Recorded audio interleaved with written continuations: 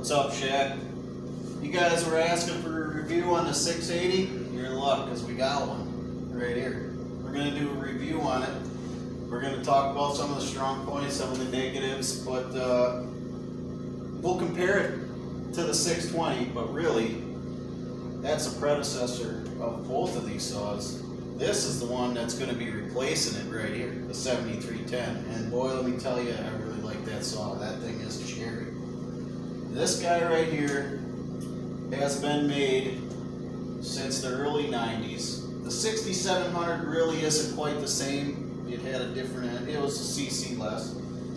So the 670, the CS670, when it was gray yet, is still basically this saw. There's not much changed since then. It's been around a long time, 20, 30 years just about. And you know, you can tell.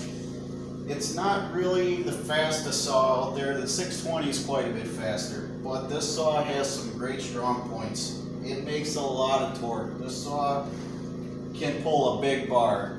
32-inch, no problem. One of the big strong points on this saw is the oiler. This thing oils like crazy. And even if you don't have enough oil on this saw, you can add more. You got an override oiler right here. You can pump that baby as many times as you want, and you can drain that tank. But really, you know, the first time I ran this saw, I turned it all the way up. It's ridiculous, unnecessary. So besides that, it has an external clutch, which keeps the heat outside. Some people don't care for that, but you know, to me, it doesn't matter. That was the way they built them back then, and it does a great job. I have an 8-pin sprocket on this one because I run a 24-inch bar and it pulls it really well. You know, like I said, it's not the fastest saw out there, but it is a torque monster. She'll pull hard. So here's one of the better strong points of this saw that I like. The air filter. I don't know why Echo did away with this on the 620, but this pleated automotive style air filter is awesome. This doesn't let a speck of dirt through it. And you know what else? 7310 has that style air filter again, and they knew it. They put it on there, and it's awesome. So Brody and I have been talking, and we're going to work out a design to get this air filter to fit on the 620, and we'll be able to run this one on the 620. We're going to work on that this winter, and I think that's going to be the best setup out there yet. It should fit. Anyways, we'll talk about that later. So back to the saw. You know, this is just it's an old model. It's not super fast, but it does turn, you know, 13.5. You know, I've had this saw is tuned about 13.5. It can do 13.9 according to the specs, but you know, it's really unnecessary. It doesn't make its power up there. Now, the saw makes its power, you know, 9,500, 10,000. It makes a lot of torque. It'll pull a 32-inch bar. You know, Echo's selling them with 27s all day long out the door. And early 90s through the late 90s, even in the mid 2000s, this was Echo's most popular saw. This was a great saw. It was selling like crazy. And, you know, in my eyes, you know, this saw probably was a big step in the right direction for the merger with Shindaiwa. And you know, when you got a saw like this and a saw like this, you got Shindaiwa technology in it. That is a big one.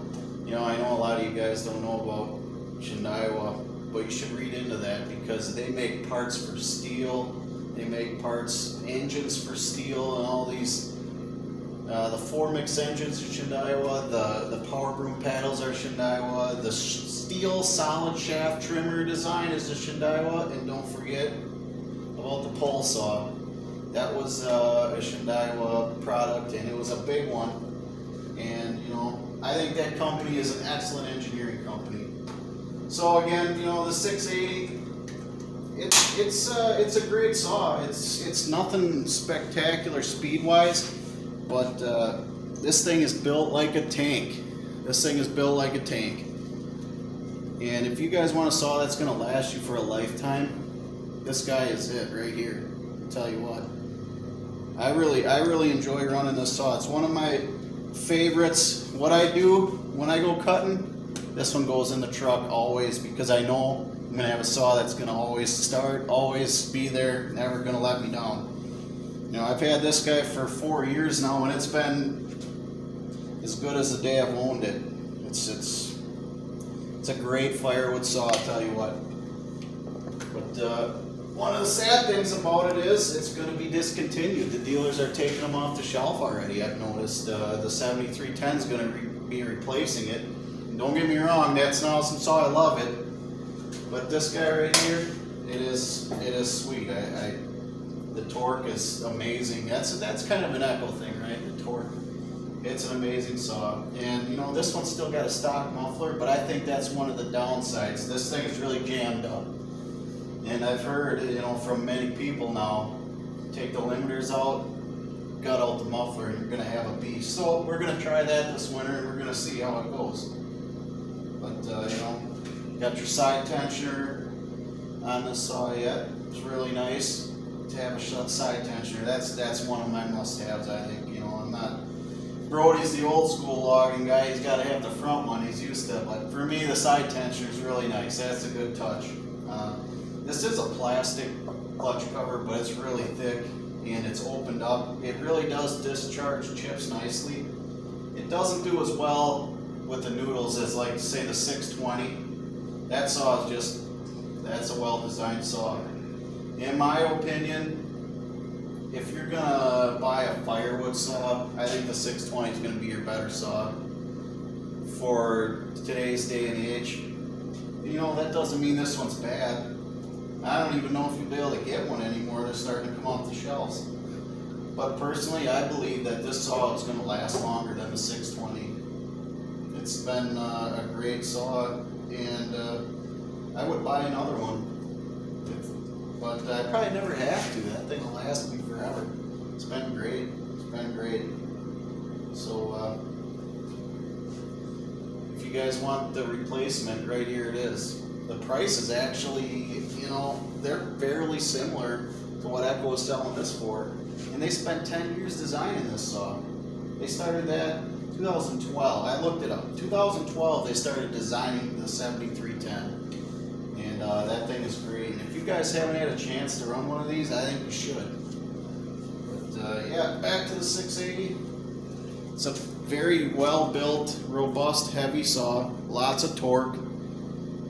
It probably would do excellent milling. 32-inch bar. This thing oils like crazy. It's got the adjustable oiler right on the side. You don't even need. You can get it with your finger. I don't know if you guys can see that right there. You can adjust it with your finger. It's great. You know, it's got an open clutch cover design. It discharges chips really well. You know, metal, aluminum handle. It is a pro saw. All magnesium cases on it, and it's really a thick, heavy build saw. It is not a 620, and it was never designed to be a 620, you know. It is it's a logging saw. That was, what did they call that saw? It was their most popular felling saw. Felling saw. It was a felling saw.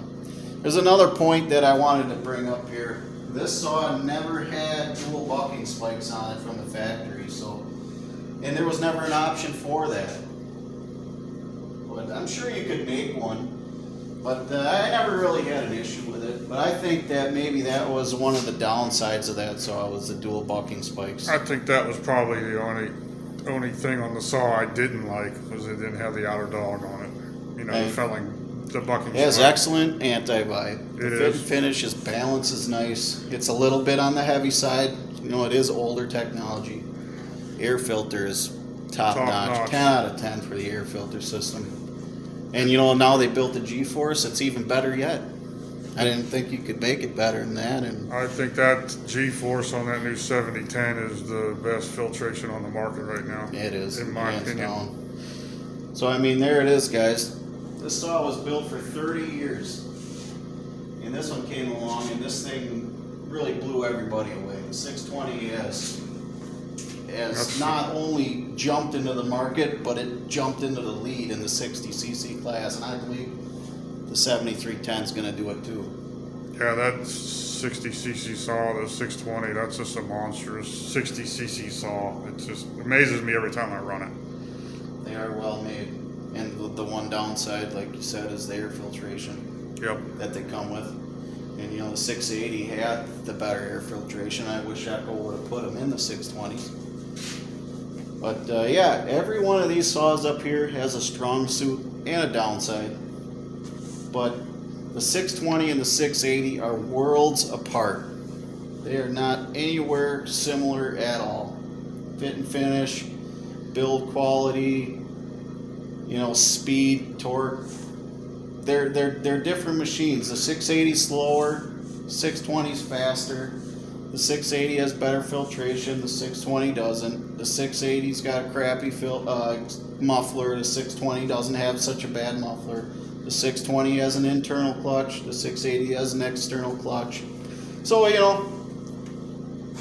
besides the fact that they're taking them off the shelf, that was a great saw for many, many years. Early 90s, that not the 6700. You can't really consider that being the same saw, but it's been around 30 years, and it's been great. It's a shame that they're taking off the market, but at the same time, it's really not. It's seen its run. I mean, that's a long run. Absolutely. I guess it's time. You know what I mean? Well, now we got a 7310, so it is really. That saw is awesome. That's a great saw. That is going to quickly become one of my favorite saws. That thing is built like a tank. I'm not sure if it even has a weak place on it yet. Yeah. I haven't found any.